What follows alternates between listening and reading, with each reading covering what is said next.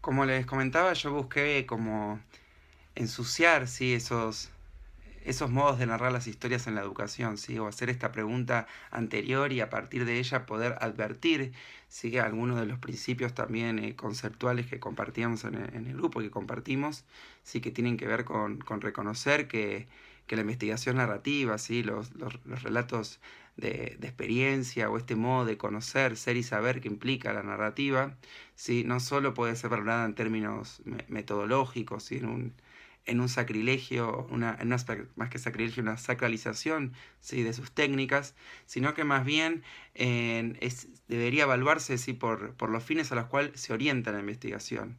¿Qué quiero decir? Que este modo de conocer, ser y saber que implica la investigación narrativa es un modo preferentemente autobiográfico en primera persona que tiene que ver con asumir la potestad de nombrar, ¿sí? Con asumir esta condición de actor y hacer una serie de renuncias, ¿sí? Renuncias que tienen que tienen que ver justamente con esa idea estable, ¿sí? No solo del tiempo, sino también de la ciencia y del conocimiento, ¿sí? Y en ese sentido la investigación narrativa y autobiográfica busca correrse o busca cuestionar, ¿sí? Esa neutralidad, esa objetividad del saber, a partir de reconocer, ¿sí? Que la narrativa no solo es un tipo de investigación, sino que además reinvierte la ecuación y nos muestra que la investigación es un tipo de narrativa, ¿sí?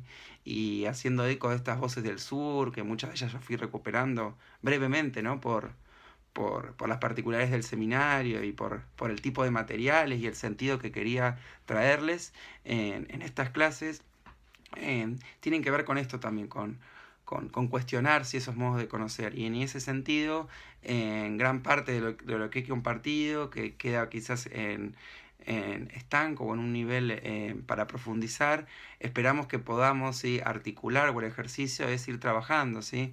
En las siguientes clases que vamos a tener, que va a compartir sobre todo Jonathan, pensando en los procesos históricos, ¿sí? Con Luis específicamente en la figura, ¿sí? De los profesores, de los docentes universitarios, también particularmente, ¿sí? Vamos a estar entramando, ¿sí? O pensando este tipo de procesos, este tipo de preguntas. Por eso un poco a modo de ejemplo me gustaría referir a algunas de las cuestiones que trabajé, ¿sí? Mi investigación sobre todo de doctorado, en la cual intenté como desmarcarme de algunos relatos clásicos, ¿sí? A partir de rescatar utopías para el pasado, ¿sí? De la educación. En definitiva, utopías para la educación, ¿sí?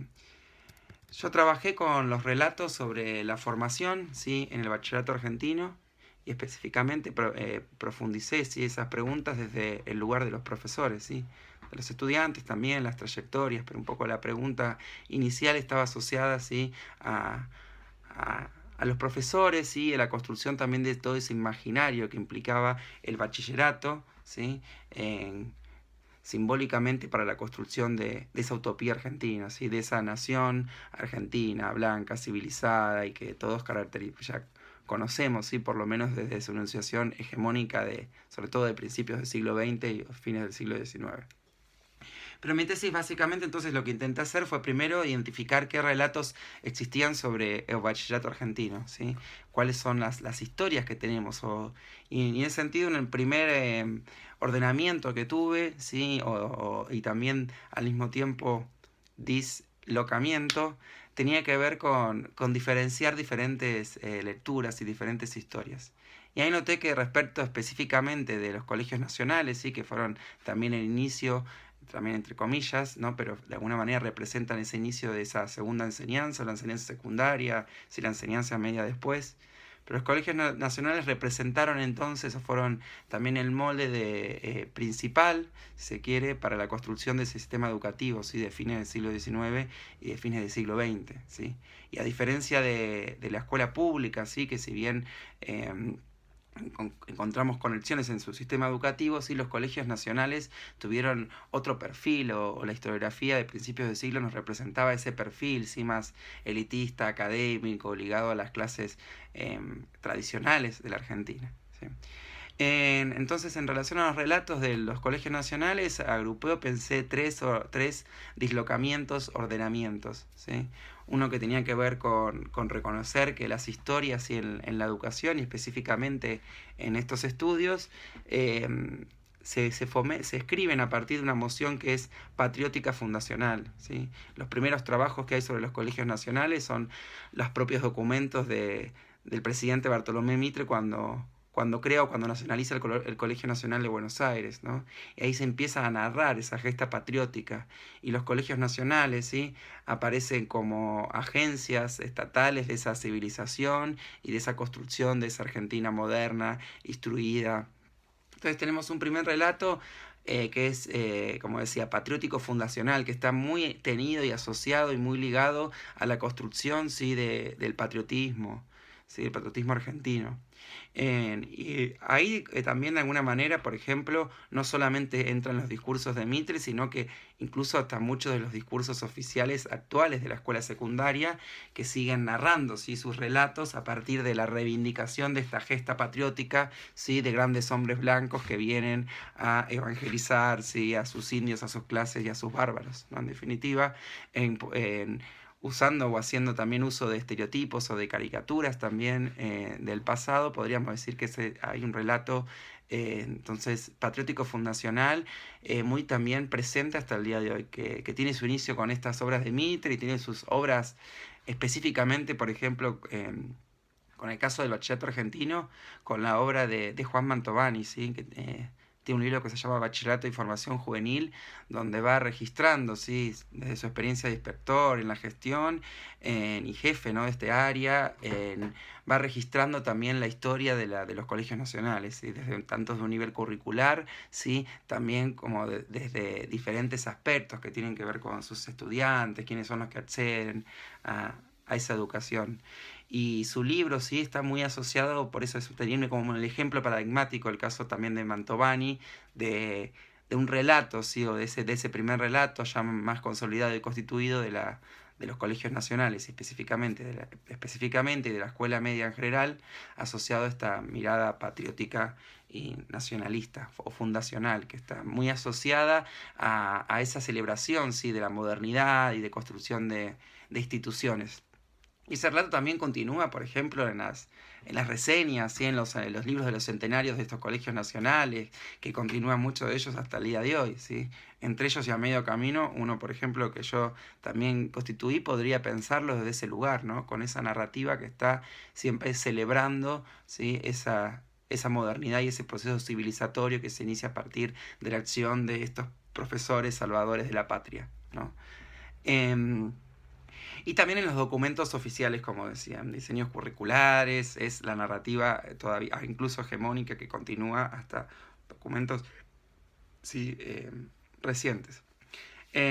Un segundo relato tiene que ver también o se empieza a constituir con la propia profesionalización del campo de las ciencias de la educación, ¿sí? Entonces aparece también un relato crítico científico que empieza a despegarse o a discutir, ¿sí? A salirse de esa mirada, ¿sí? Más oficial o reproducir esa mirada del Estado.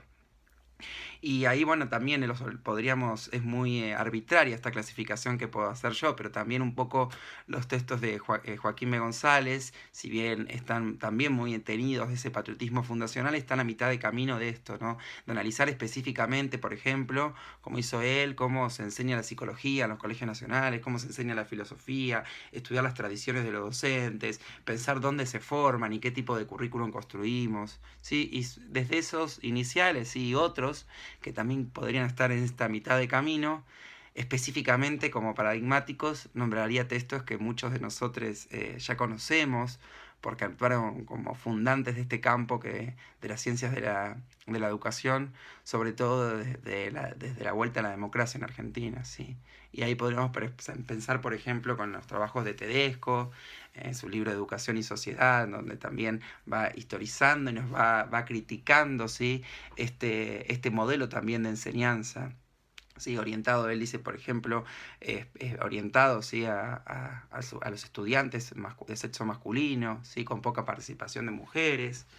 También aparecen los trabajos de Adriana Puigros, ¿sí? Como esa historia también crítica de la historia de la educación, en la cual Adriana Puigros, por ejemplo, nos plantea esta idea de que los colegios nacionales actuaron con el modelo de un país estancia, ¿sí?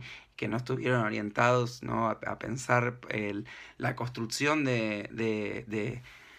de la nación argentina, sea a partir de la industrialización o de un sistema económico propio, sino que estuvieron orientados a ese modelo económico, sí, agroexportador, y a esa mirada, sí, también propia del iluminismo, de la modernidad, de estar mirando a Europa, a Francia, y en ese sentido nos recalca, nos devela este origen de los colegios nacionales, ¿sí?